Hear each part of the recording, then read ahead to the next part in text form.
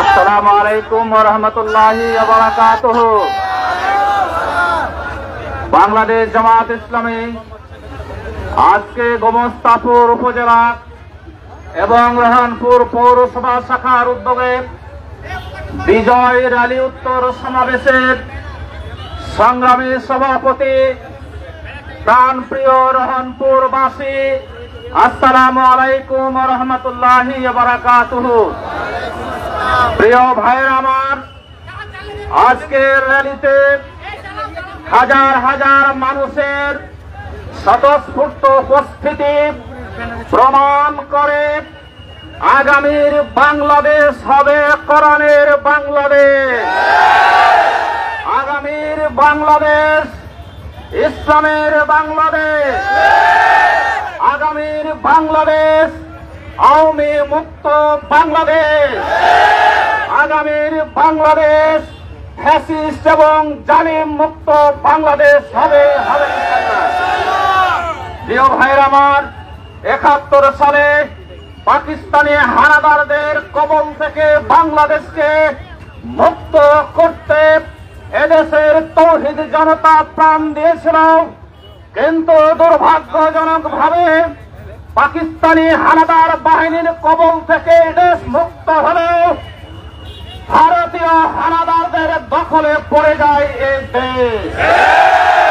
ভাইয়ের আমার, 2024 সালের আগে 15 বছর আওয়ামী লীগ এদেশের সকল স্বার্থ বিসর্জন দিয়ে এই দেশকে ভারতের করদরাজ্যে পরিণত করেছিল।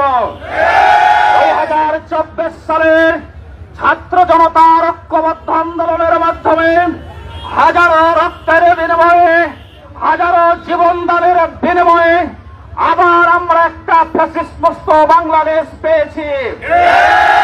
ভাইয়ের আমার, এদেশ থেকে জালেম মুক্ত হয়েছে, কিন্তু এখনো পর্যন্ত জুলুম মুক্ত বাংলাদেশ করতে পারে নাই।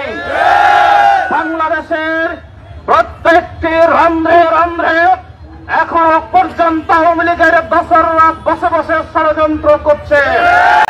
আমরা আজকের সমাবেশ থেকে যে সকল দোসর গভীর পরিকল্পনা ষড়যন্ত্র করছে তাদেরকে বলে যেতে চাই, আমরা ঘুমাই নাই, আমরা থেমে যাই নাই, আমরা জেগে আছি তোমাদের সকল ষড়যন্ত্র নস্যাৎ করার পরিকল্পনা করার জন্য।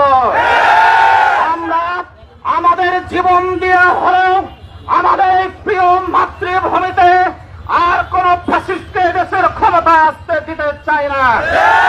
আমরা এদেশবাসীর কাছে আহ্বান জানাতে চাই, আসেন সকল ফ্যাসিস্ট মুক্ত করে ইনসাফপূর্ণ একটি সুন্দর, একটি সমৃদ্ধ, একটি সোনার বাংলাদেশ উপহার দেওয়ার জন্য জামাত ইসলামী যে সরকারের শাসন কায়েমের আন্দোলন করছে, সেই আন্দোলনে সকলকে ঐক্যবদ্ধ হওয়ার আহ্বান জানিয়ে আমার কথা এখানে শেষ করছি।